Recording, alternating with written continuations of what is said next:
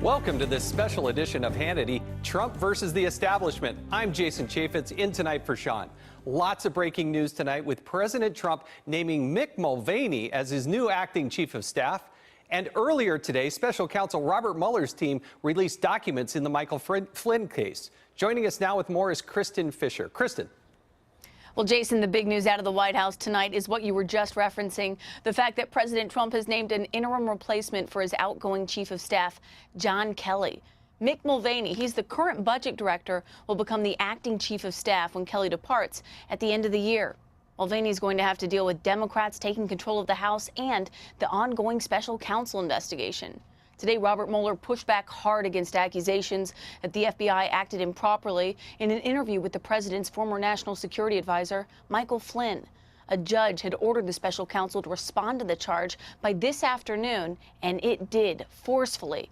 According to the special counsel filing, Michael Flynn, as a seasoned military officer who dealt regularly with the Bureau, knew he should not lie to federal agents. It also says the idea that Flynn was tricked into lying is false.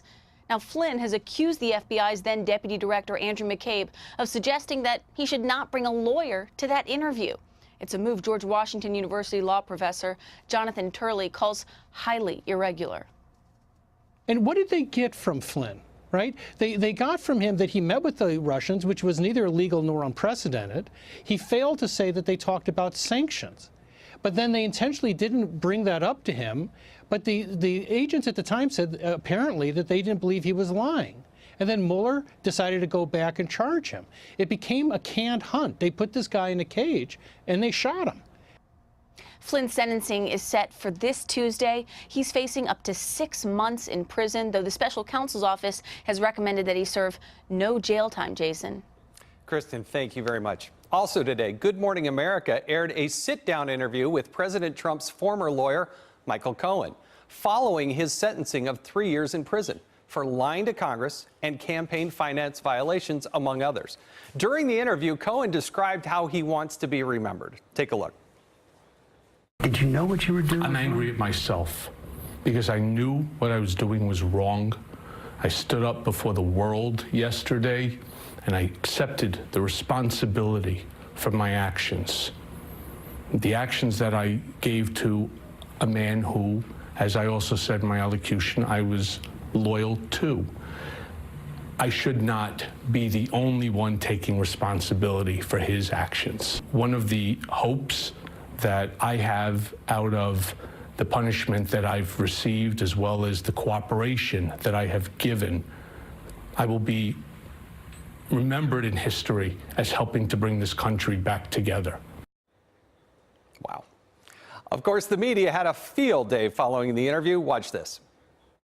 We already now know that the president has committed a felony in order to obtain the office of the presidency. A case has been built this week that the president was not legitimately elected. That is literally a checklist for how a campaign finance violation becomes criminal. Trump is in real trouble for a variety of reasons. Every day, we learn more information to show just how involved he was in this conspiracy, which I think prosecutors believe ultimately led to a felony.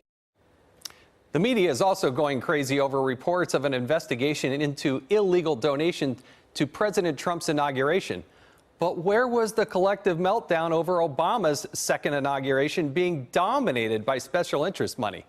Joining us now is Fox News contributor Sarah Carter, the author of Why We Fight, Fox News national security strategist Sebastian Gorka, and the author of The Russia Hoax, Fox News legal analyst Greg Jarrett, who's joining us here in New York. Greg, I want to start with you because I think part of the story that's really missing at this point is what was the pretext? What was the precursor, if you will, as to why the FBI would even go talk to Flynn, given that the administration had literally been in office for hours at that point? It was a faulty premise and a lie. These are the documents filed today. And in them, we learned that, yes, the FBI had a transcript of a perfectly legal conversation between Michael Flynn and Ambassador Kislyak. They used that, however, as a pretext to lie to Flynn, to entice him into granting an interview, to ensnare him in the crime of making a false statement, even though the FBI agents determine at the end of the interview that he did not make a false statement, which invites the question, why is a guy who told the truth being charged with the crime of lying? That's something I hope Judge Emmett Sullivan on Tuesday at the sentencing poses to the Mueller team of partisans. Why are you charging this guy with something he didn't do? And perhaps ask Flynn himself, were you coerced? Did these prosecutors over here threaten to prosecute your son?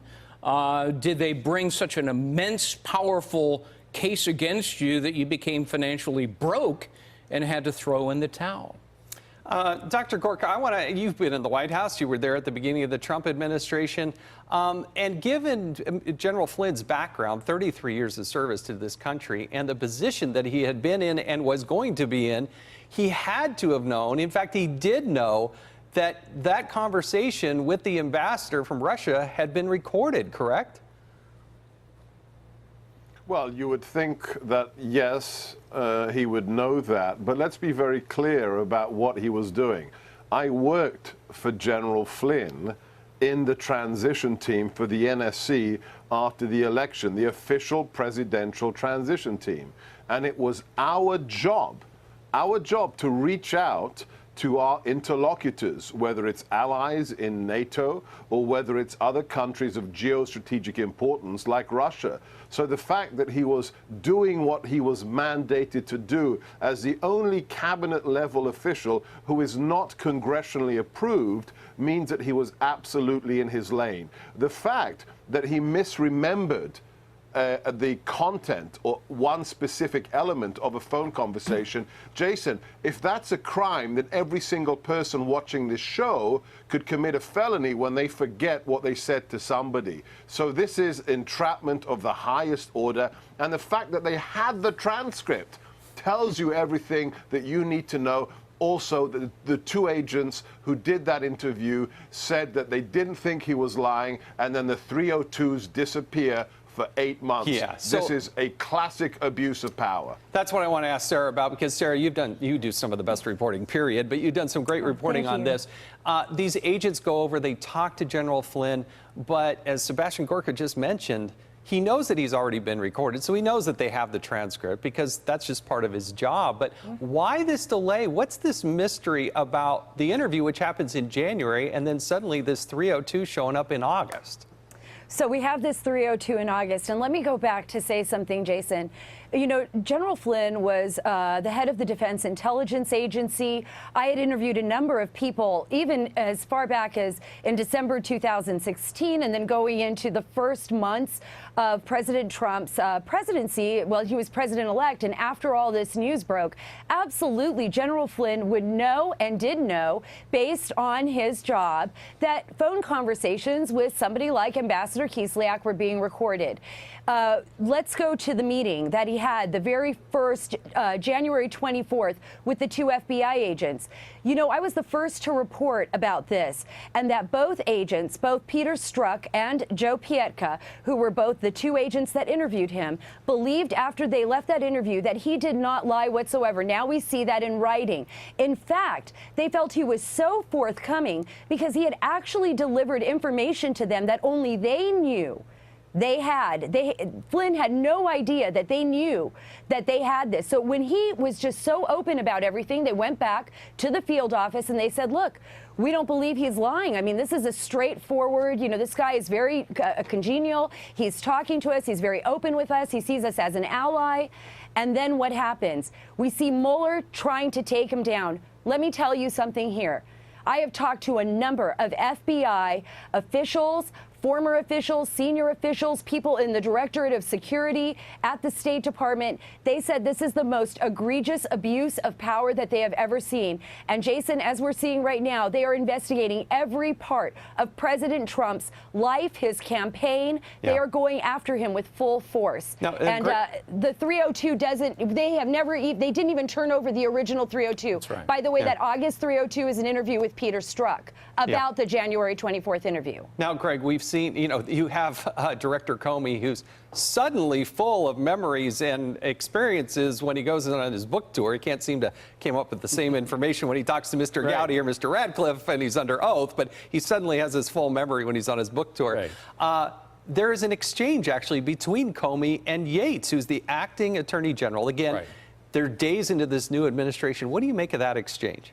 Yeah, Comey was hiding the fact that he was going to send over FBI agents to interview Flynn. He was hiding it from Yates. And when they said, we're not going to tell her until right before the interview. And she got mad about it. That's in today's court documents. But she didn't stop it. So, they lied to Flynn to get the interview. And also in today's documents, they had a scheme where we're not going to tell him that we have a transcript and we'll try to ensnare him into making a false statement. In the end, they didn't do that. But what's really disturbing is not just lying to Flynn, but encouraging him not to have an attorney there. And several other deceptions that are all contained in this document, which is really a document of corruption by the FBI. I think it's going to be fascinating with Judge Sullivan and what he's going to do at the first part of the week here. But I want to move on to Mr. Cohen in the minute or so that we have left. And Sebastian Gorka, I want to ask you about this. Alan Dershowitz has come out and said, there are some things that are wrong, but there are other things that are illegal. And Mr. Cohen doesn't seem to know the difference between the two. What is the role of this attorney who's advising then Donald Trump? What's your take on what's going on here? That this man is a scumbag. It's very simple. He's a liar. He's a scumbag. He was caught avoiding taxes on more than $3 million worth of income. He had to make something up to save his skin. This is what he did. This is a man who doesn't understand that he's trying to paint a picture that if your client tells you to do something illegal, you, as the lawyer, aren't obliged to tell him, I'm not going to do that. He's making things up. This is a man, let's remind everybody, who illegally recorded his phone conversations with his clients. That's what you need to know about Cohen. Sarah, I want to give you the last word on your thoughts on what we've seen with Mr. Cohen in that interview. Oh, well, of course, Mr. Cohen is trying to reframe himself. We saw in that interview he's trying to change the American perception of him. And Mr. Cohen is a liar. He is being convicted. And as Sebastian said, Mueller was trying to compose using Cohen. He is trying to compose some type of argument to find some way to indict President Trump. But in the end, Michael Cohen cannot be trusted. He's proven that. He is just not worthy of being trusted. And personally, his attempts to try to change his image are just not working. Yeah, I thought it was fascinating in that interview. At one point, Mr. Cohen says, now, truthfully, and then he starts answering, and you kind of have to giggle and say, really? Truthfully? Okay, sure, we believe you. Exactly. Thank you, Sebastian, Sarah, and Greg. You always are some of the best and most insightful. We appreciate you being here on this beautiful Friday night.